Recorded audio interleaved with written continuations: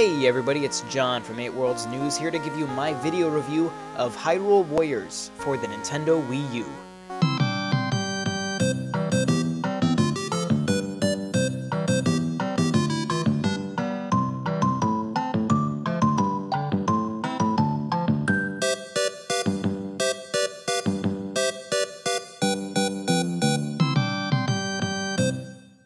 Throughout the vast franchise that is The Legend of Zelda, references are regularly made to wars.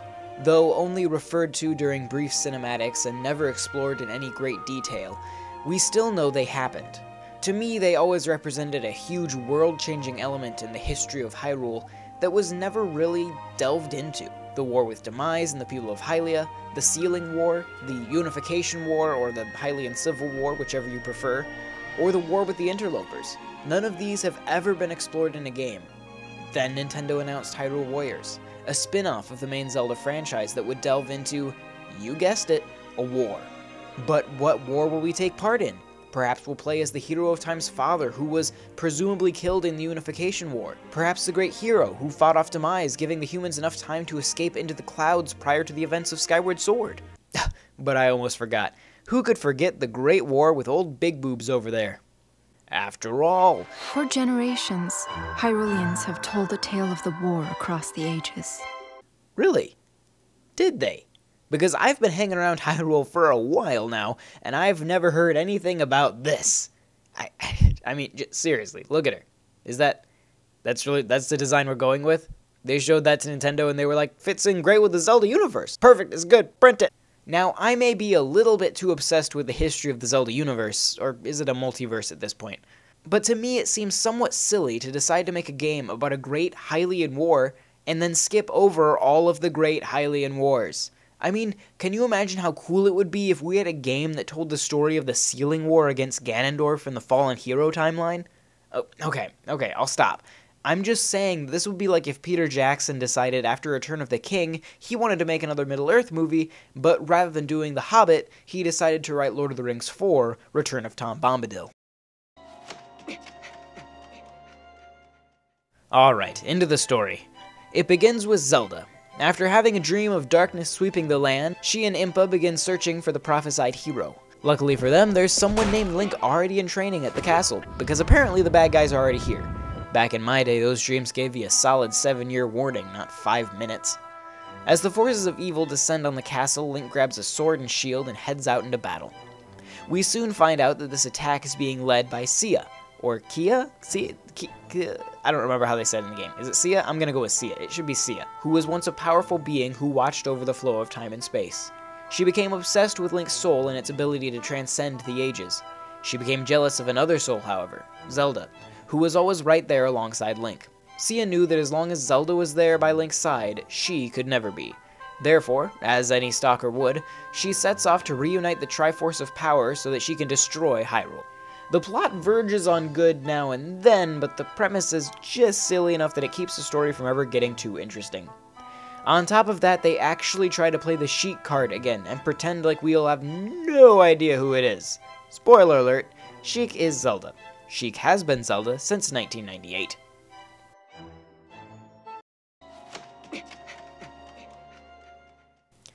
It's no secret that this game uses the same gameplay mechanics as Dynasty Warriors, and while many distinguished and pretentious gamers, such as myself, write off the series as being a mere button masher, there is more there if you take the time to look.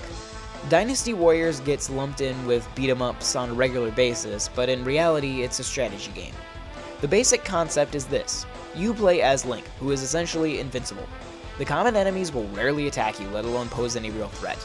The challenge you face is not to beat up all the bad guys, but rather where to put your one invincible unit so the rest of your army will survive. Just like the common enemies, most of your army is pretty helpless. It's up to hero characters like Link, Zelda, and Impa to acquire keeps and outposts across the map. These areas act as spawning points for your troops.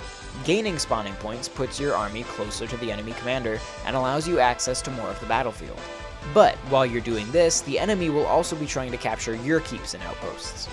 All of this was pretty much in keeping with the Dynasty Warriors franchise. The game really got interesting when it started using Zelda lore to add new ideas to the gameplay. One of my favorite moments came when I was fighting brainwashed Gorons on the slopes of Death Mountain.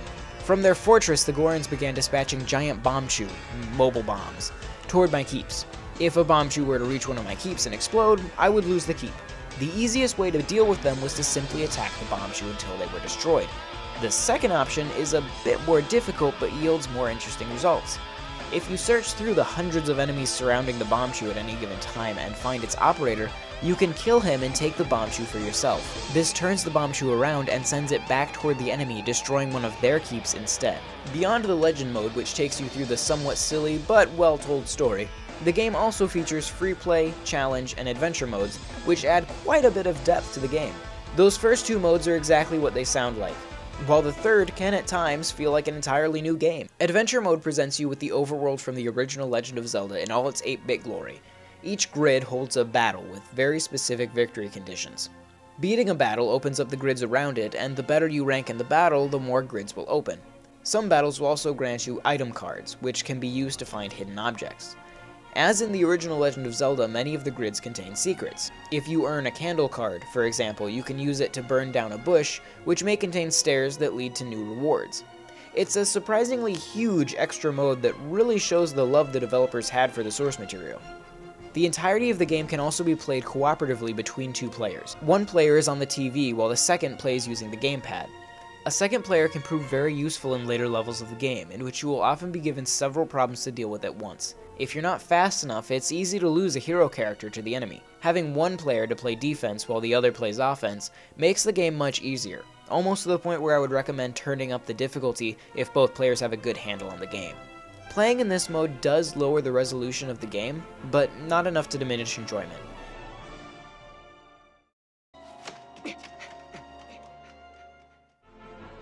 We've been able to say finally a lot recently when it comes to The Legend of Zelda on an HD console. In Wind Waker, we finally got to see an HD Zelda game. In Zelda U, we'll finally get an original HD Zelda game to really show us what the console can do. In Hyrule Warriors, we finally get to see a realistic HD version of Link, and it does not disappoint. Hyrule Warriors hangs out somewhere between Majora's Mask and Twilight Princess in terms of art style. The designers were very loyal about maintaining the looks of enemies from the various games that Hyrule Warriors draws upon, but this does create one area of inconsistency. The moblins from Skyward Sword look ridiculous standing next to the enemies of Ocarina of Time and Twilight Princess. Twilight Princess was designed to look like Ocarina of Time, but Skyward Sword was designed to look like a Van Gogh painting. One of these things is not like the other. It's great to respect the source material, but maybe you should pick games that look similar if you want to avoid these inconsistencies. Where the game looks its best is when the designers get to create their own environments and characters. The new versions of Link and Zelda look great, while Impa seems a little out of place. Once again, the Skyward Sword design doesn't fit. One extremely interesting design choice the developers made was to make King Dodongo look more like the Dodongos from the original Zelda. In our first glimpse of Hyrule Warriors, we saw a Dodongo that looked very similar to those seen in Ocarina of Time. But in the final game, the design was changed to be orange and red, just like it was in the original. Once again, this shows that there was a lot of love for classic Zelda throughout the design team.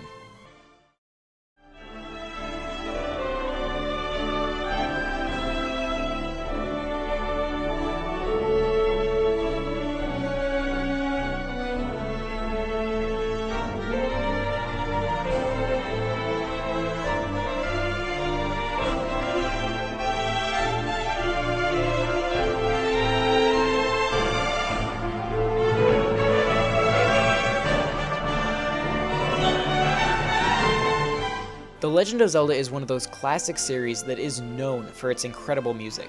The franchise is famous for having some of the best soundtracks that gaming has to offer.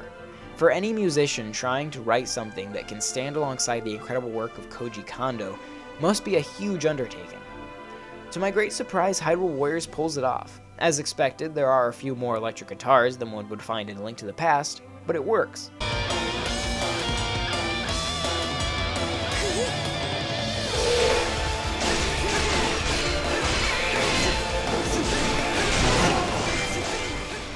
The game features songs from a variety of Zelda games that have been interspersed with new, original music that fits the mood perfectly. I was actually so impressed with the music that I would regularly just let the menu sit, so I could just listen to the music. The Triforce is the harmonious union of power, wisdom, and courage. Hearing someone speak aloud in a Zelda game is so surprising, it's almost unsettling. Sure, it's just the narrator between levels, but still, it's strange.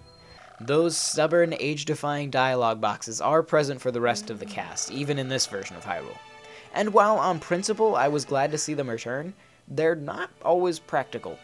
In a normal Zelda game, you'd be able to click through dialogue at your own pace. In Hyrule Warriors, text boxes will go flying past while you're in the middle of battle, giving you very little time to read. This can be a problem when Impa is asking for reinforcements, but you're busy fighting an enemy captain. Should they have included voice acting? I'm not sure, and maybe Nintendo forbid it, but it does hinder the gameplay experience just a little.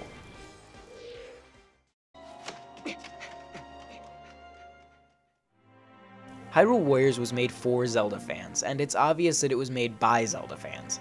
It's certainly not a normal Zelda game, and I'm guessing it's not going to be included in future editions of the Hyrule Historia. But it's fun. It's full of fan service for hardcore Zelda fans. It's got a great score that can be enjoyed even outside of the game. Its blunders are few, and it offers a fresh perspective on the land of Hyrule that we've all been in love with for the past 3 decades.